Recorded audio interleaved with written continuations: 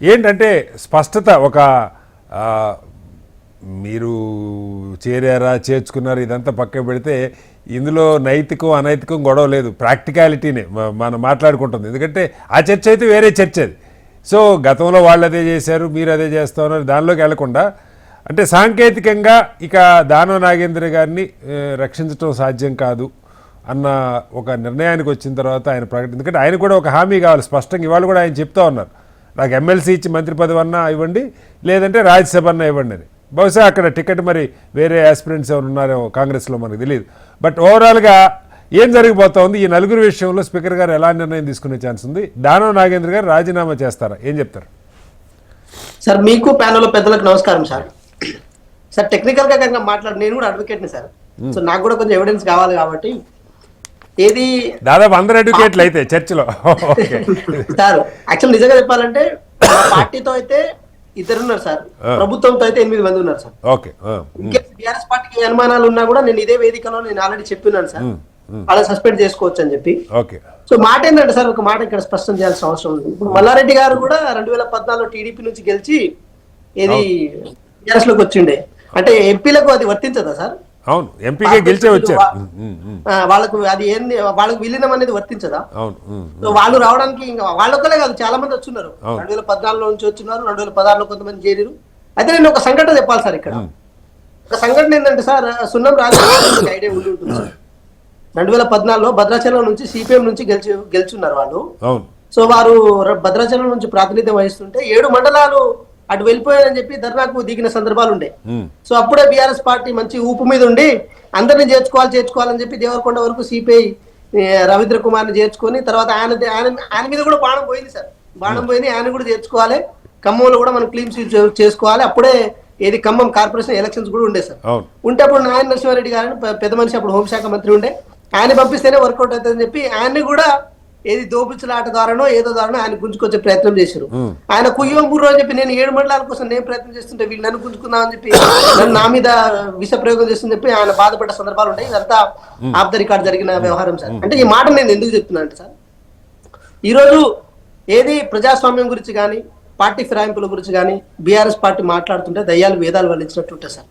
వాళ్ళ అనుకూలంగా ఒక మాట, ఇప్పుడు ఈయన ఉన్నాడు కదా సార్, ఎవరు మన కుత్బుల్లాపూర్ ఎమ్మెల్యే, ఈయన కదా కేసు వేసింది, ఎవరు వివేకానంద గౌడ్.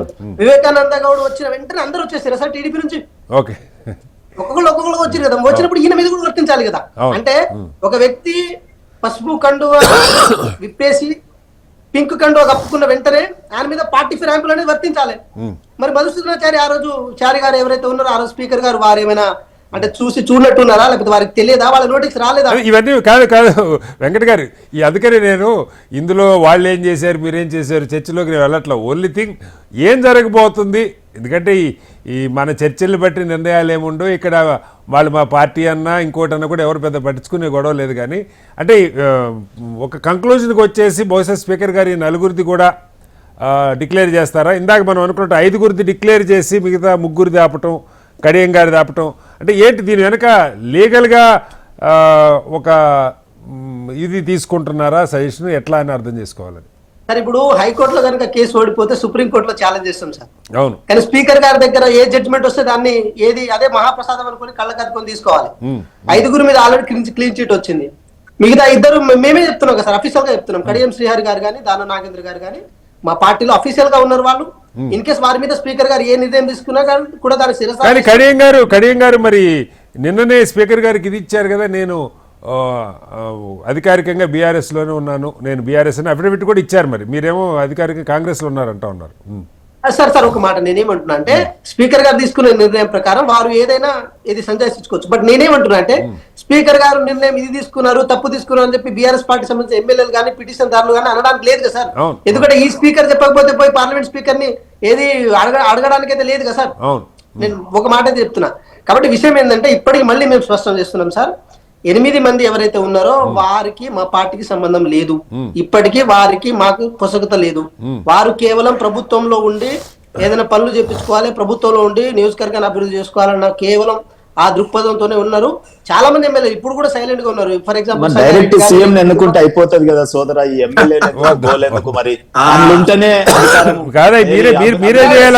ఒక మాట నేను చెప్తున్నా పెద్దవాళ్ళు అభివృద్ధి నాకు అవుతుందండి. ఒక అవకాశం ఇవ్వండి. యా సార్, ఒక్క చెప్పండి మాట. వెంకట గారు. సార్ ఒక్క మాట సార్, ఇప్పుడు అధికార పార్టీలో ఉంటేనే అభివృద్ధి జరుగుతుందని చెప్పి గత 10 సంవత్సరాలుగా దాన్ని ఒక పద్యం లాగా బంగారు తెలంగాణ నినాదమే వాళ్ళది కదా, మన దగ్గరికి రావాలి. దాన్ని తీసుకొచ్చింది ఎవరనేది చాలా ఇంపార్టెంట్ కదా సార్. నేను చెప్తున్నా శ్రీనివాస్ గారు ఆ రోజు కాల పరిమితిలో వారితోనే ఉండే, వారికి ప్రతి విషయం తెలుసు. శ్రీనివాస్ గారు ప్రతి ఉప ఎన్నికల్లో మీరు వచ్చి పనిచేసిన సందర్భాలు ఉండే.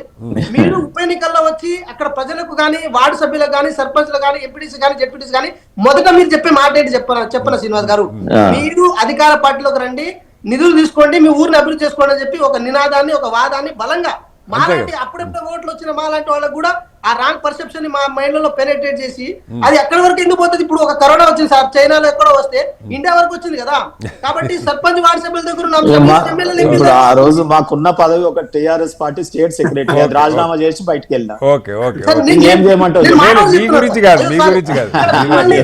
ఇప్పుడు ఒక్క నిమిషం వస్తున్నాను ప్లీజ్.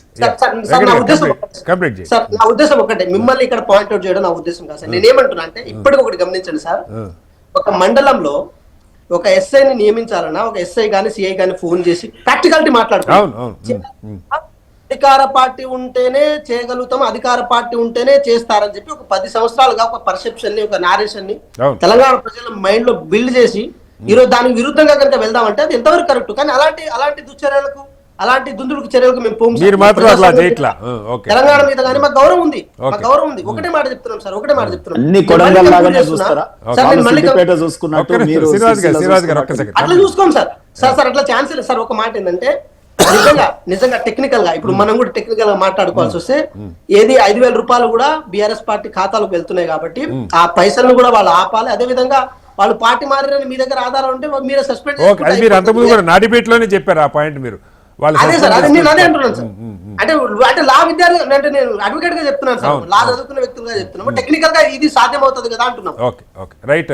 రామ్మోహన్ రావు గారు, సరే ఇప్పుడు ఇది అంశం పక్క పెడితే ప్రభుత్వం అయితే ఒక బహుశా దానం గారి ప్రకటన వెనుక కూడా ఇక ఆయన రాజీనామా, ఎందుకంటే ప్రభుత్వం నిన్నే జూబ్లీహిల్స్ ఉప ఎన్నిక గెలుచున్నారు, పంచాయతీ ఎన్నికల్లో అద్భుతంగా 60% కంటే పైన సర్పంచులు గెలిచారు. మళ్ళీ ఆ పార్టీ గుర్తుందని నేను